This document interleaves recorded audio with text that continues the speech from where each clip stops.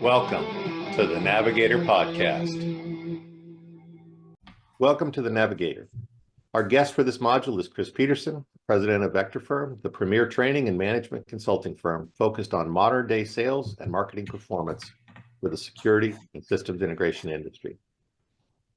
Chris, you worked with hundreds of companies and thousands of participants to create intelligent strategies, repeatable processes, and effective tools that position their sales professionals to drastically surpass their goals and build thriving sales operations. This module, which you co-presented, focused on the distinctions between opportunity management and forecasting. In this podcast, I'd like to have you embellish the importance of sales forecasting from more of an organizational perspective.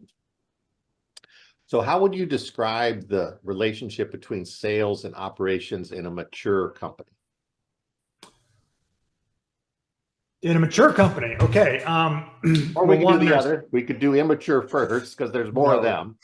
No, we don't want to do that. First of all, it's tough, right? It's hard because ultimately you've got the same objective, but you've got different personality types with different parts of the business that they're accountable for. But so it's hard. First of all, you've got to have the documentation. You've got to have things defined, right? You've got to have what is sales responsible for, what's operations responsible for, where's the handoff and the transition, what are the expectations? All that's got to be defined in an ideal organization. And then as far as the actual action and what happens on a random Tuesday afternoon, I would say in an ideal organization, there's always a little bit of overlap and tension. If there's not, then neither ops or sales is pushing it hard enough. If you're, but at the same time, it's got to be healthy. So what I've seen really strong integration companies do is they build I don't want to call it an outlet, but let's just say a platform. Maybe it's a meeting or whatever it is where ops and sales are allowed to collaborate, they're allowed to chat, they're allowed to talk through projects.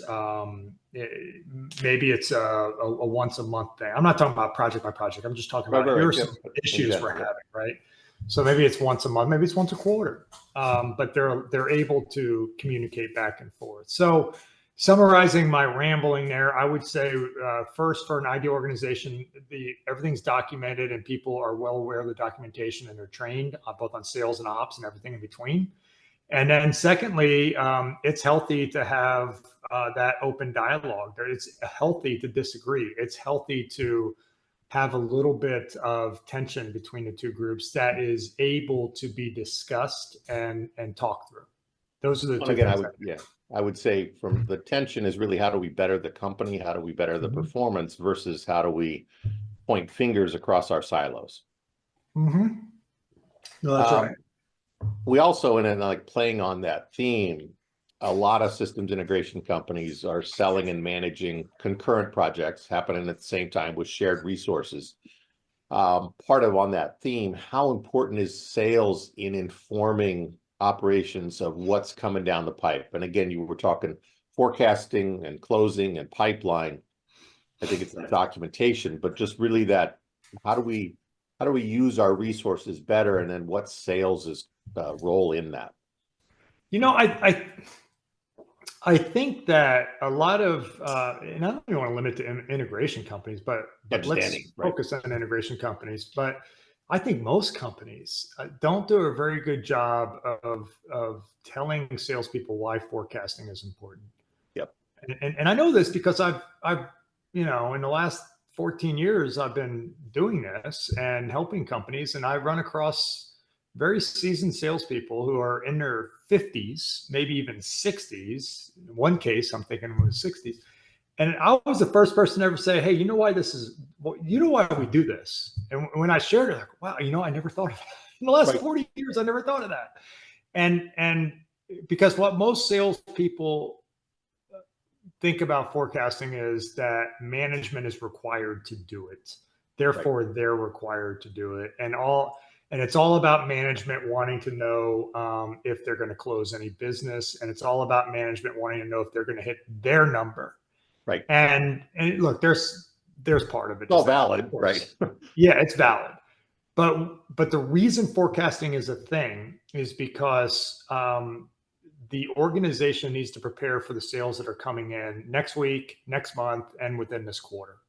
Right. They need to prepare personnel. They need to prepare purchasing of equipment, purchasing of supplies. All of these things have to be prepped. And more than, for different integration companies, it's more than that. Maybe they've got to have a report that they bring to their bank once a month. I don't know, but right. No, exactly. Do we have the cash flow to order this stuff? Exactly. Correct. Yep. And I want to keep a good relationship with my banker, so I'm going to keep them in the loop every month. But the salespeople need to understand this is why we're asking you of this. And then as far as what salespeople can do is don't think you have to be perfect. I hear this all the time. I don't know. They expect me to give no. Well, maybe some managers do, but right. In general, forecasting is not about being perfect. It's about getting as close as you can so the company can prepare. Yep. And that's it. So get as close as you can to not just the number you're going to bring in, but what projects you're going to close within that time frame. And that's going to be, boy, that's going to help. Right. And I think the distinction also is, again, as you were talking earlier, a lot of times it's, well, we want to understand revenue, and ops is more like, I just want to understand hours of obligation. So we sold 5,000 hours next quarter. Oh, that I understand if I'm ops. Now, what can I do with that?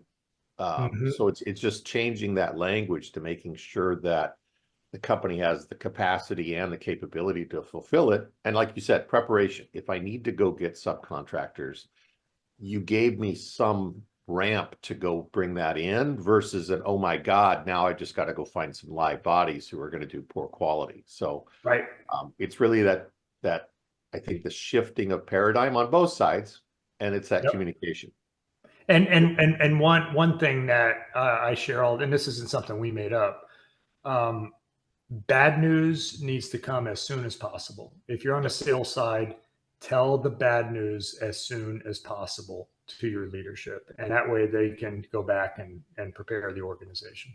Exactly. If we were going to, potentially not close something we were planning on, now I've got this resource pool that I got to pay anyway. Right. How can I fill their time? Exactly. Shifting gears a little bit. I mean, you've always talked selling of service contracts and NSCA, P2P. I mean, all those conversations are like, it's just a huge thing. I still find that some companies struggle. Is it the company's philosophy? How does that meld into, because you teach salespeople, go sell service contracts. I teach people, go sell service contracts. And then it's like, well, I don't know how, or I don't want to, or something. Is the company philosophy part of that DNA? You mean, is the company philosophy part of the reason that the salespeople are not selling more? Exactly. Or? Yeah. I mean, are they just so focused on project-based, or again, they don't build the system? Yeah. So we have an entire program on how to increase recurring revenue. Right. From service agreements to cloud services to professional managed services. And what we have found is, one of the things we do is we help companies revamp their compensation plan. And a lot of leaders think, okay, good, they're going to get paid now, they're going to go follow the money. And it's like, no, that's something you have to do, but it's not going to get them that excited. Salespeople and look, you, Brad, everybody, we will, if we can succeed doing something that is comfortable to us and comfortable to our customers, we will do the things that are comfortable to us and comfortable to our customers. And the fact is, most salespeople that work for system integrators today are succeeding. They're hitting their number, selling projects only. Right. So it is, I don't know if it's part of the DNA necessarily, but the one thing that I have seen, the number one reason that companies start to sell more service agreements and start to sell more recurring revenue is because of leadership buy-in. That is the number one reason. You can train your salespeople every single week till they're the greatest service salespeople on the planet. If leadership hasn't bought in, if leadership is not, you can pay them. I mean, a salesperson would rather make $1,200 commission on something that's comfortable for them than make $2,100 of commission on something that's uncomfortable for them. Yeah. Period. And I know a lot of salespeopeople listen to this saying, "Oh no, that's not me." Well, maybe it is. And if it's not you, it's most people. So the number one reason companies succeed in increasing services is when ownership and leadership buys into it, meaning they give the resources necessary. They get things out of the way. They make it easier to quote services, something that simple. Yep. They do revamp the compensation plan to make it rewarding for salespeople. They train them. They hold them accountable. They ask them, why didn't you increase? You got 6 projects this month. Why did you not sell any service agreements? Let's go down all 6 of these and talk about them. Yep. But it's constant reinforcement from ownership and from leadership. And that's going to change behavior. And once it goes from being a behavior to being a habit, you're good. You're good. Right. Exactly. But that's not a couple months. That's a year and a half to 3 years. Of right. And that's once they have commitment. That's right. That's after leadership commits. Exactly. That's absolutely right.